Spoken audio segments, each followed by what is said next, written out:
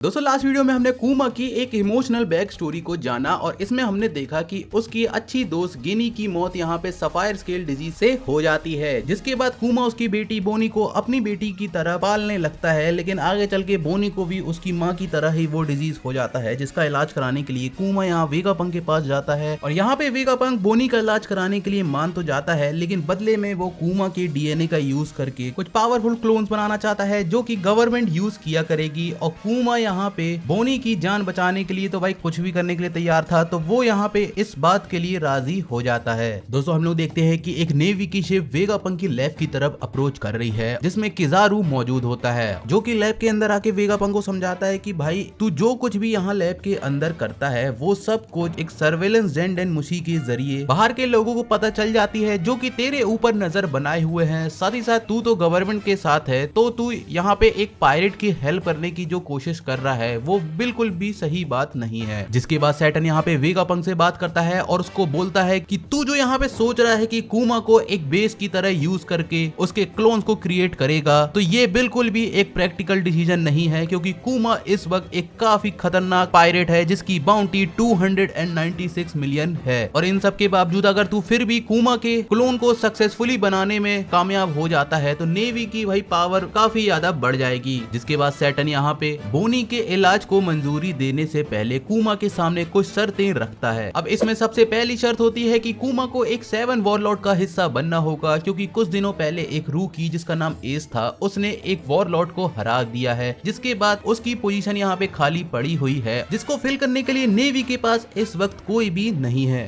तो भाई एस ने जिस वॉरलॉर्ड को हराया था वो आखिर एग्जैक्टली कौन सा कैरेक्टर था, इस पे डिटेल पे चर्चा हम लोग इसी वीडियो में आगे करेंगे। दूसरी कंडीशन होती है कि कुमा को खुद भी एक साइबॉर्ग की तरह एक वेपन में मॉडिफाई होना होगा, जिससे वो पहले से भी ज्यादा ताकतवर हो जाएगा और नेवी उसका यूज करके किसी भी पायरेट से सामना कर सकेगी। और क्योंकि कुमा पहले रेवोल्यूशनरी आर्मी का हिस्सा रह चुका है, तो गवर्नमेंट नहीं चाहेगी कि कुमा को इतनी सारी पावर देने के बाद वो उनके ही अगेंस्ट वो पावर को यूज करे। जिसके लिए सैटर्न अपनी थर्ड कंडीशन बताता है कि कुमा को अपनी फ्री विल खोनी पड़ेगी और उसका माइंड हमेशा के लिए इरेज कर दिया जाएगा। सिंपल टर्म्स में बताऊं तो भाई ये लोग कुमा को सिर्फ एक चलता फिरता रोबोट बनाना चाहते हैं जो कि इनके इशारों पे काम करे। और इस कंडीशन को सुन के वेगापंक को काफी ज्यादा गुस्सा आ जाता है, जिसके बाद वो सैटर्न से बोलता है कि अगर किसी साइबॉर्ग के अंदर से ह्यूमैनिटी को ही हटा दिया जाए तो वो सिर्फ और सिर्फ एक रोबोट ही रह जाएगा, और अगर उसने ऐसा किया तो कुमा का एक तरीके से मर्डर करना ही कहलाएगा, जो कि वो नहीं कर सकता। लेकिन सैटर्न उसको समझा देता है कि अगर कुमा को अपनी बेटी का इलाज करवाना है तो उसे इन शर्तों को मानना होगा। दोस्तों हम देखते हैं कि कुमा जिसको बोनी से काफी ज्यादा प्यार था, तो वो उसकी जान बचाने के लिए इन सारी शर्तों को मान लेता है। वहीं लैब के बाहर बोनी यहाँ सेंतामारू के साथ खेल रही होती है और अंदर सैटर्न के पूछने पे वेगापंक बताता है कि बोनी के इलाज में 6 महीने लगेंगे और उसको पूरी तरीके से ठीक होने में 1 साल लगेगा। साथ ही साथ कुमा के पूरी तरीके से मॉडिफिकेशन में 2 साल लग जाएंगे। कुमा यहाँ वेगापंक को थैंक यू बोलता है कि बोनी आखिरकार अपना 10वां जन्मदिन देख पाएगी, जिसके लिए वो काफी खुश है। दोस्तों सैटर्न यहाँ पे कुमा से एक चीज और बोलता है कि जब तक उसकी मॉडिफिकेशन पूरी नहीं होती वो लोग बोनी को एक हॉस्टेज बना के रखेंगे। जिसको सुन के वेगापंक को फिर से गुस्सा आता है और बोलता है कि अगर उन्होंने ऐसा किया तो कुमा और बोनी फिर दोबारा कभी भी नहीं मिल सकेंगे। दोस्तों यहाँ पे कुमा सैटर्न से रिक्वेस्ट करता है कि वो बोनी के इलाज के बाद उसको सोरबिट किंगडम के चर्च में रहने की इजाजत दे, जहाँ पे वो बड़ी हुई थी। साथ ही साथ उसको उसकी बीमारी और हॉस्टेज होने की बात कभी भी नहीं बताई जाए, जिसपे सैटर्न यहाँ पे राजी हो जाता है। दोस्तों कुमा बोनी को बताता है कि वो दोनों अगले 6 महीने यहीं पे रहने वाले हैं, जिसके बाद बोनी काफी खुश हो जाती है और वो कुमा को सेंतामारू से इंट्रोड्यूस कराती है। वहीं वेगापंक बोनी के इलाज ढूंढने के लिए जुट जाता है। साथ ही साथ वो कुमा को दुनिया का सबसे पावरफुल वेपन बनाने की भी ठान लेता है। अब यहाँ पे काम करते हुए वेगापंक के दिमाग में कंटिन्यू काफी सारे आइडियाज आ रहे थे, लेकिन वो उन सभी पे एक साथ काम नहीं कर पा रहा था। इसी चीज को सोचते हुए उसके दिमाग में एक आइडिया आता है कि काश भाई उसके जैसे 5 लोग और यहाँ पे मौजूद होते, जिसपे वो आगे चल के काम करता है और हमको वेगापंक की सैटेलाइट्स देखने को मिलती हैं।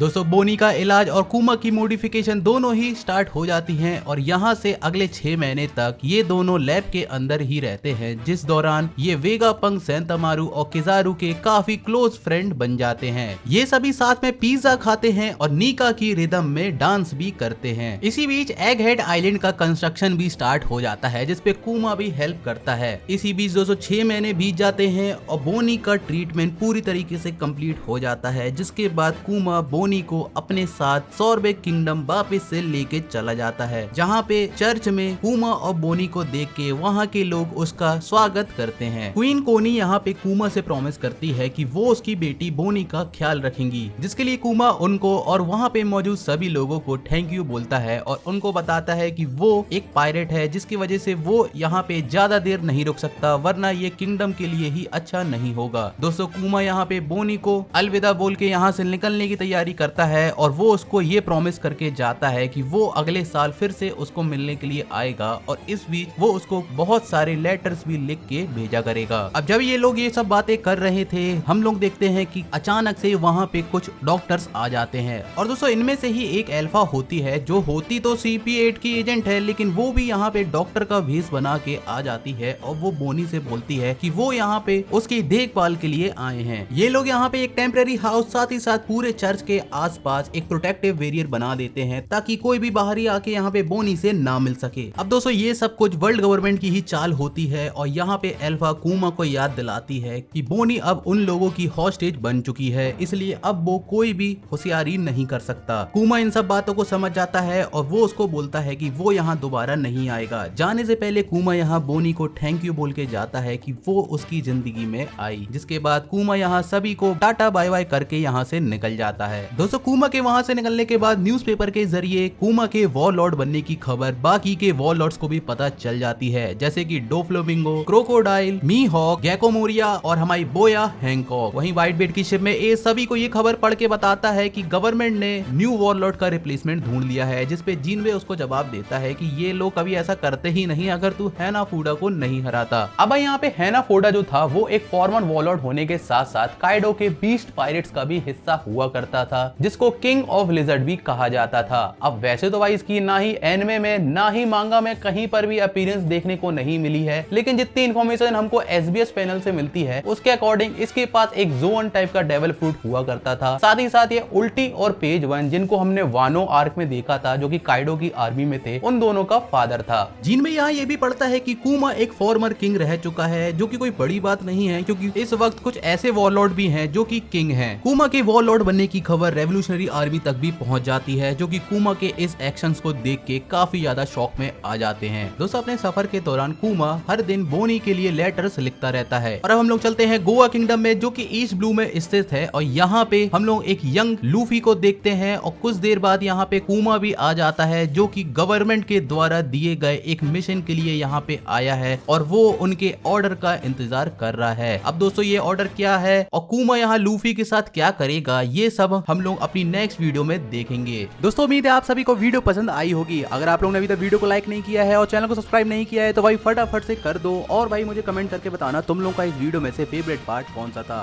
और यहाँ से मैंने जो वन पीस के एपिसोड वाइज एक्सप्लेनेशन वीडियो लाना चालू करे हैं, ये तुम लोग कैसे लग रहे हैं वो भी मुझे कमेंट करके जरूर बताना। मिलते हैं नेक्स्ट वीडियो में, बाय बाय।